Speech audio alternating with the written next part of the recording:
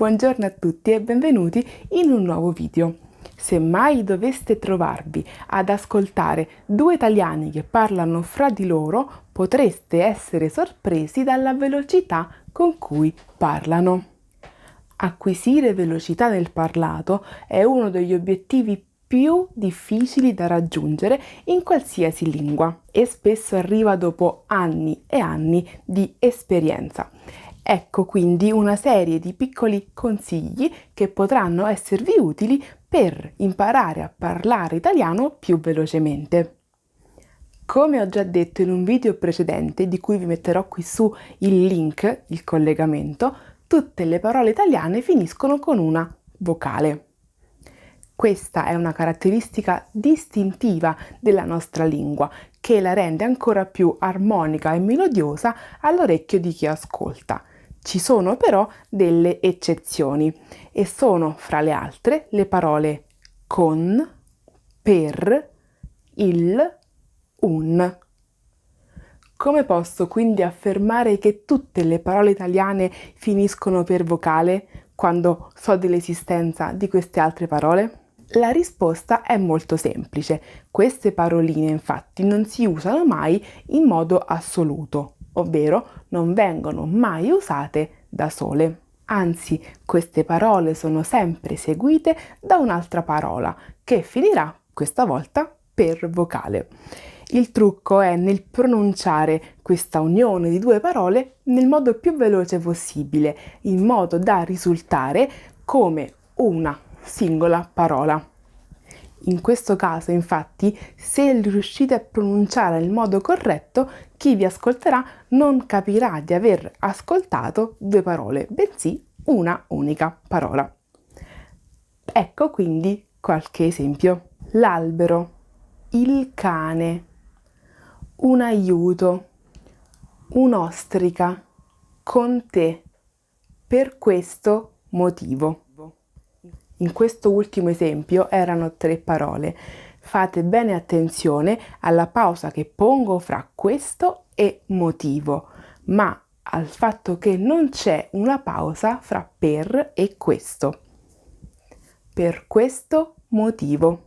Ascoltate con attenzione anche questo esempio.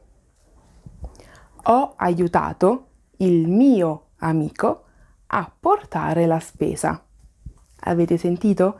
Il mio amico. Non c'è nessuna pausa fra il e mio.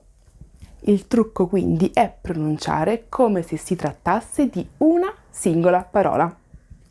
Collegato a questo discorso appena concluso, si pone però il problema contrario. Come fare quando ci sono quelle parole italiane minime, per esempio e, o, oppure a, e subito dopo abbiamo una parola che comincia per la stessa vocale?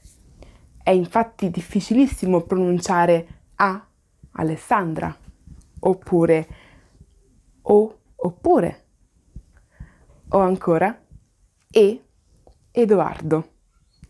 È molto difficile da pronunciare se non nella lingua scritta addirittura sbagliato. È quindi qui che viene ad aiutarci la D eufonica. Eufonica vuol dire dal bel suono che rende bello il suono. Ponendo infatti questa D non andiamo a modificare assolutamente il significato, ma modifichiamo la pronuncia che risulta più armonica e più fluente. Sentite quindi la differenza. A Alessandra, ad Alessandra, ad Alessandra. Per esempio, mi sono divertita ed è stata una bella serata. Anche per questo si applica la regola di poco fa, ovvero, essendo ormai una parola che finisce per consonante, dobbiamo pronunciarla attaccata a quella seguente. Mi sono divertita ed è stata una bella serata. Nella lingua scritta questa D eufonica si può usare solamente quando si trovano vicine due vocali dello stesso tipo, come e ed e, a ed a. Ma nella lingua parlata è entrato sempre di più nell'uso utilizzare la D eufonica davanti a qualsiasi vocale. Per esempio, sono appassionata di piante ed alberi. Sì e no pleonastici. L'italiano è una lingua molto formale. Tendiamo a usare più parole di quelle che sono necessarie, soprattutto quando ci troviamo in un contesto che richiede una certa rigidità e un certo tono di discorso, di parole. Nella lingua comune, invece, sappiamo essere molto più concisi, molto più rapidi. Quando infatti dobbiamo rispondere a una domanda, basterà rispondere sì oppure no e nient'altro.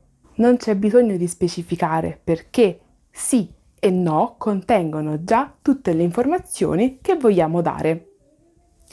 La parola pleonastico infatti vuol dire proprio questo. Di solito una frase, per essere definita tale, ha bisogno di almeno un verbo, ma in questo caso non c'è necessità. Tutto il significato è contenuto in una singola parola, sì o no. Per esempio, sai parlare italiano? Sì. Oppure, ti piace la musica rap? No. Naturalmente il mio discorso è generale.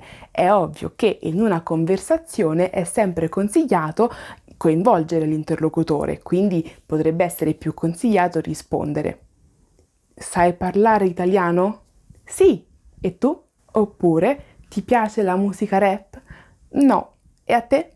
In sostituzione a sì e no ci sono altre frasi, in realtà altre parole che fungono da frasi pleonastiche. Possiamo usare come esempio certo, infatti, assolutamente sì per rispondere sì, oppure al contrario, proprio no, assolutamente no, niente affatto. L'ultimo consiglio che devo darvi per parlare in maniera veloce l'italiano è, sembrerà strano, parlare con calma. L'italiano infatti non è la vostra prima lingua ed è normale che voi dobbiate prendere un po' di tempo per entrare nelle meccaniche, entrare nelle dinamiche. Quindi quando si parla, specialmente con un madrelingua, dovete avere bene in mente quello che volete dire. Solo così e parlando con una certa calma, con una certa previdenza, sarete in grado di articolare bene tutto, consonanti, vocali, sillabe, e avere una certa padronanza di voi stessi. Vedrete che poi la fluenza verrà con la pratica. Questi erano i miei consigli per imparare a essere un po' più fluenti nell'italiano. Spero che vi siano piaciuti e, come sempre, vi invito a mettere mi piace e a iscrivervi. Ci vediamo al prossimo video.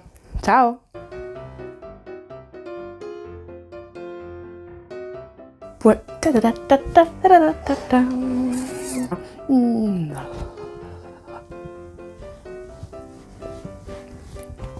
Per esempio, per esempio, per esempio,